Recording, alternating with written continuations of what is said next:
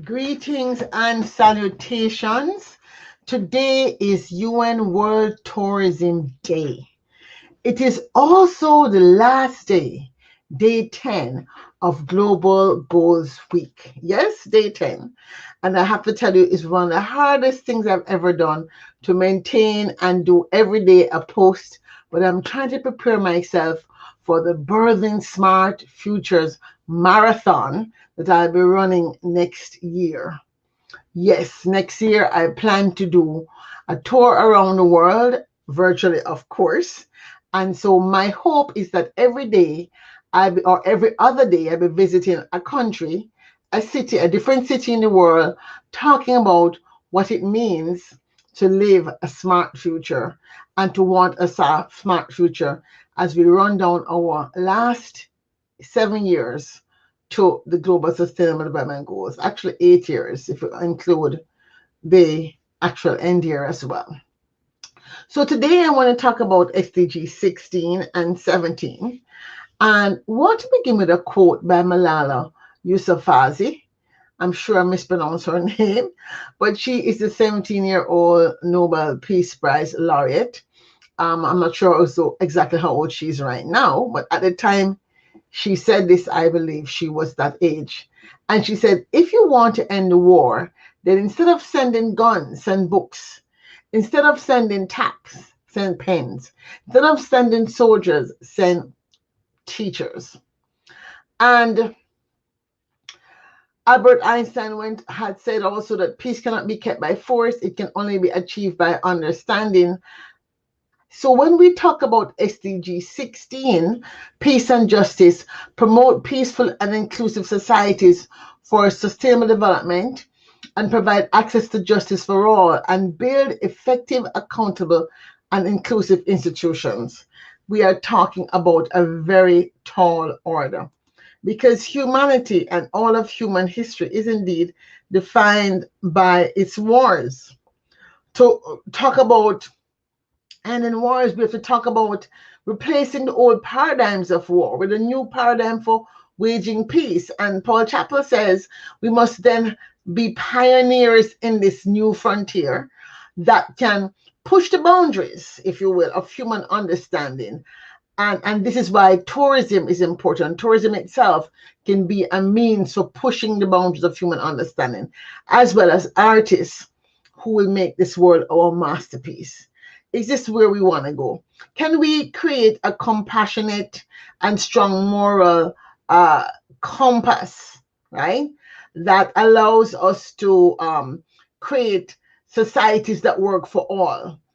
And when I say societies that work for all, whether it's a democratic society or socialist society, and even one might say a communist society, can we create a society that allows more people to live better and that can reduce, if not remove, the persecution, injustice, and abuse that is still running rampant and today, I would say, tearing at the very fabric of our civilization? SDG 16 says we must ensure strong institutions, global standard of justice, and a commitment to peace anywhere.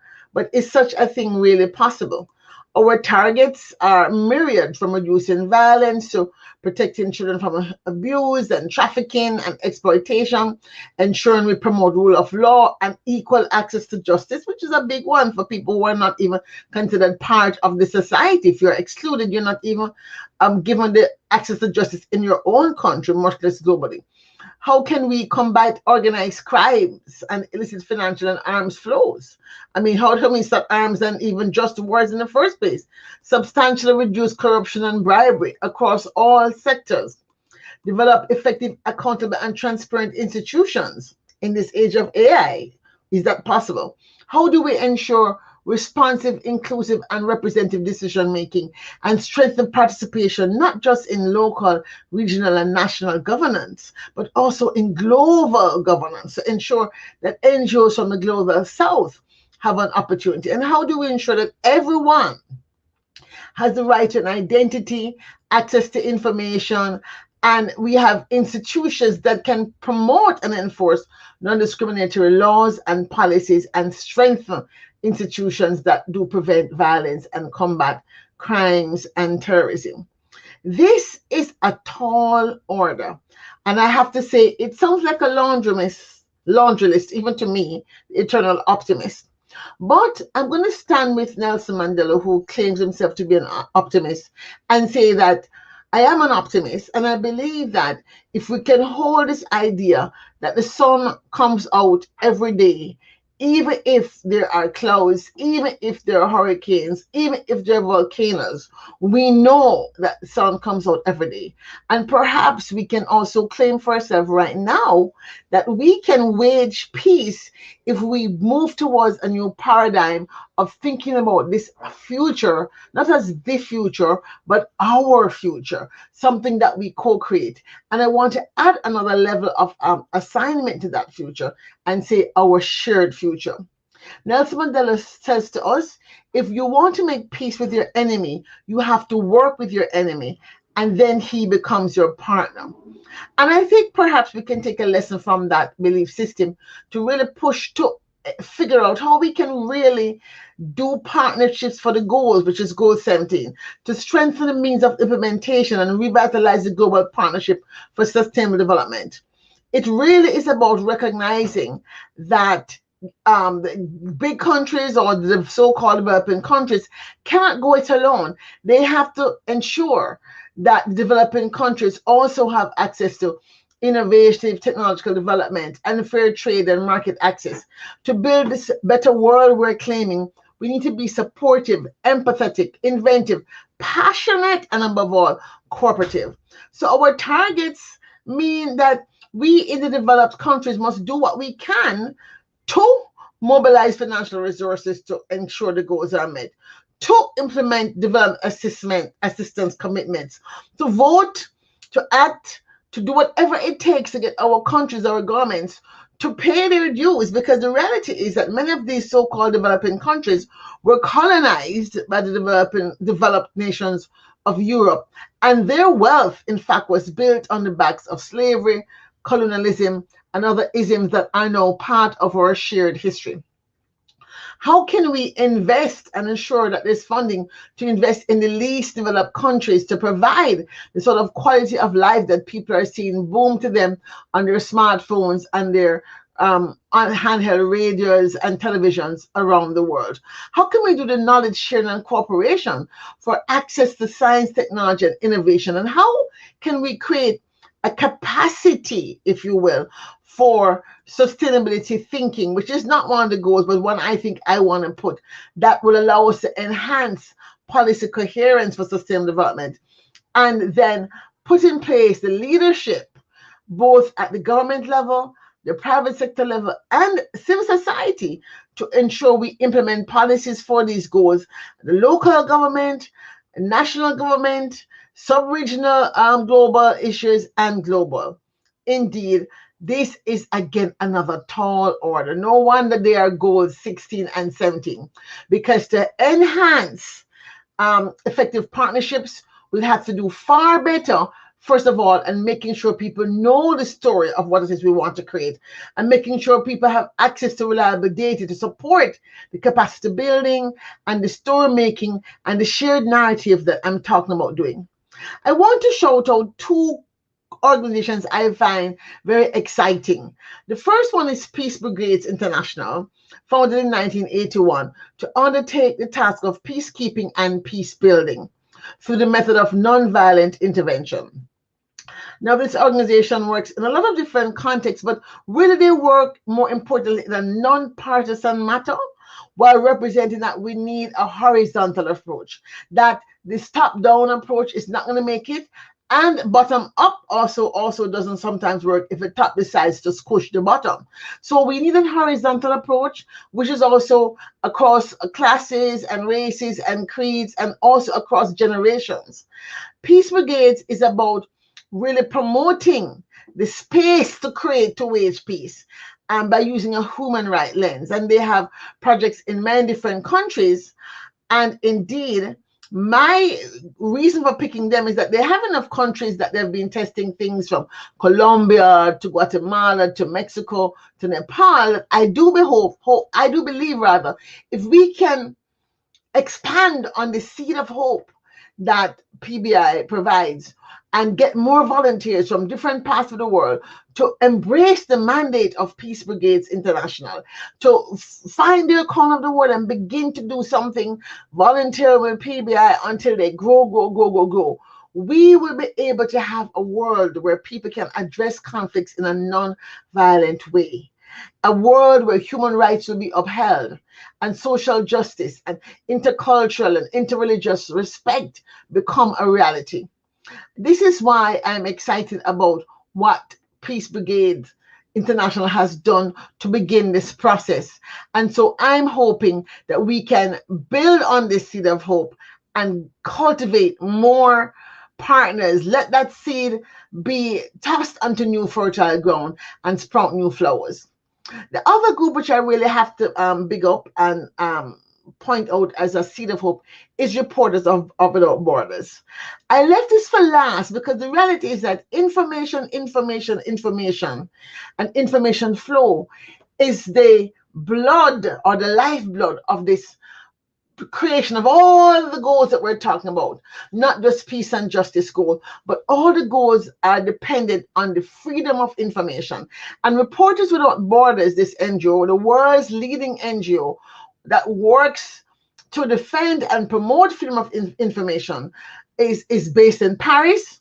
It's an independent NGO, and although it's small with only 10 offices around the world, I believe its values and its mission signify what I think every country should have. I believe every country should have a cell of Reporters Without Borders to ensure that we do have this freedom of information. Reporters Without Borders focuses on 4 areas: advocacy towards government, awareness campaigns to promote freedom of the media, assistance and legal aid, and cybersecurity, because again, AI is governing so many things that it's important that it also pays attention to the new technologies that hamper or could hamper our freedom to get true and real and correct information. I must add, it also actively promotes and protects journalists and bloggers who are in danger worldwide.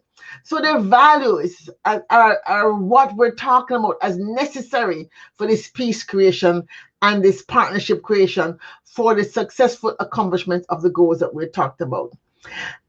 Reporters Without Borders is in the business of informing, mobilizing, protesting, protecting, and putting pressure on governments. They're also in the business of training people to understand how new media, social media, digital media can be used to do the work, and at the same time, how could be used also to censor and curtail freedom of speech.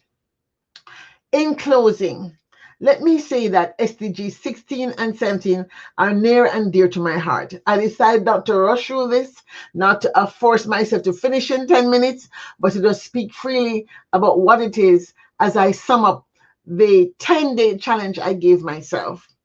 I began on day 1 with SDG 1, 8, and 10, which deals with the issue of no poverty and economic development and economic rights and those agendas. And I end today SDG 16 and 17, which is about peace and justice and partnerships for the goals. And let me tell you that I use the media and information as a closing point, because the fact is, freedom of information, this is said by Wayne Tin, a Burmese journalist, freedom of information is the freedom that allows us to verify the existence of all other freedoms. We have to guarantee our freedoms, guarantee human dignity, continue to promote development, continue to promote freedom of the press, knowing that without these things, none of the things we have been talking about are possible. I'd like to end with some quotes for some people I truly admire. First, that to say that Mahatma Gandhi noticed that the difference between what we do and what we're capable of doing would suffice to solve most of the world's problems. So the fact is, we have the power to choose to do differently and do what we must to ensure our response to what is happening is correct, and our response co-creates our growth and our freedom. I also like to quote my personal Shira, Harriet Tubman, who said, Every great dream begins with a dreamer. And we should always remember that you have within your power the strength, the patience, and the passion to reach for the stars to change the world. Smart Futures for a Flourishing World is about me taking up the mantle thrown down by Harriet Tubman and saying, hey, this is an idea whose time has come. This is an idea that borrows from others who have gone before and brings it together in a new story, a new narrative of what is possible if we actually create new kinds of partnerships, as the book talks about, in the form of smart futures collaboratories globally, building on the seeds of hope I've discussed all week to expand and scale and broaden till we get to that 11% of our population that must see that this future is possible, that can believe that this future is possible, that can dream it into being. The Australian Aborigines talk about the time of dreaming, and I do believe we're still in this time of dreaming. Nelson Mandela said, sometimes it falls upon a generation to be great. And he went on to close and say, you can be that generation. I think the COVID pandemic and this pregnant pause we're in is an opportune time for us to recognize that this generation alive today has in the palm of our hands the fate of the world. We're in a pregnant pause. We're at a precipice where if we go forward without proper guidance, without a proper GPS, we could be on the path to self-destruction. So, as Nelson Mandela, my namesake, says, sometimes it falls upon a generation to be great. And I think we can be that generation. I want to thank you for sharing with me in this week of global goal making, and to just end by saying, Ubuntu, Ubuntu, Ubuntu.